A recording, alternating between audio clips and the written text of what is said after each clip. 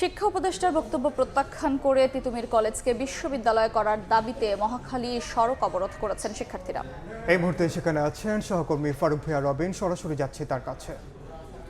যে কর্মসূচি পালন করে আসছিলেন, তো সেই ধারাবাহিকতায় আজকে সন্ধ্যার পরে তিতুমির কলেজের ক্যাম্পাস থেকে শিক্ষার্থীরা একটি মিছিল নিয়ে তারা আসলে এই মহাখালী আমতলী মোড়ে এসে অবস্থান নিয়েছেন। এবং আমি যদি একটু আপনাদেরকে জানাতে চাই, সন্ধ্যা 6টার দিকে তারা যে ক্যাম্পাস থেকে তারা যে মিছিল নিয়ে আসা শুরু করেন এবং সেই মিছিলটি আসলে যে বের হয় এবং সেই মিছিলটি ধীরে ধীরে মহাখালী এলাকা প্রদক্ষিণ করে শেষ তক মহাখালী আমতলী মোড়ে এসে যে তারা অবস্থান নেন এবং সেখানে কিন্তু যে 6টা 40 তারা এখানে এসে যে অবস্থান নেন এবং মোটামুটি আধা ঘন্টা সময় যাবতই কিন্তু যে শিক্ষার্থীরা এখানে যে অবস্থান করছেন এবং তারা তাদের আন্দোলনের পক্ষে বা তারা তাদের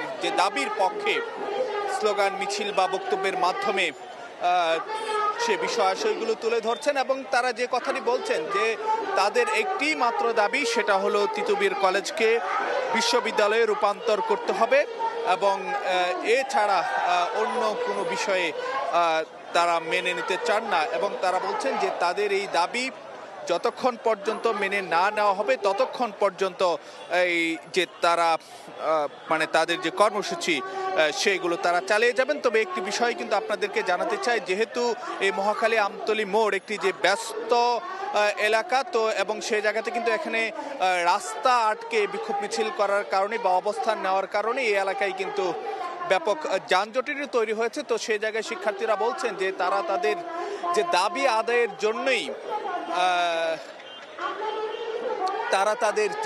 আদায়ের জন্যই রাজপথে নামতে হয়েছিল। আসলে যে এছাড়া তাদের অন্য কোনো উপায় না থাকার কারণে তারা রাজপথে নেমেছেন। এর কারণে যে জনদুর্ভোগ তৈরি হয়েছে, তো সেই কারণে তারা সাধারণ মানুষের কাছে শিক্ষার্থীরা দুঃখ প্রকাশ করেছেন। তো এই ছিল আমার কাছে সবশেষ খবরাখবর রাজধানীর মহাখালী থেকে। সড়ক অবরোধের খবর জানছিলাম রাজধানীর মহাখালী থেকে।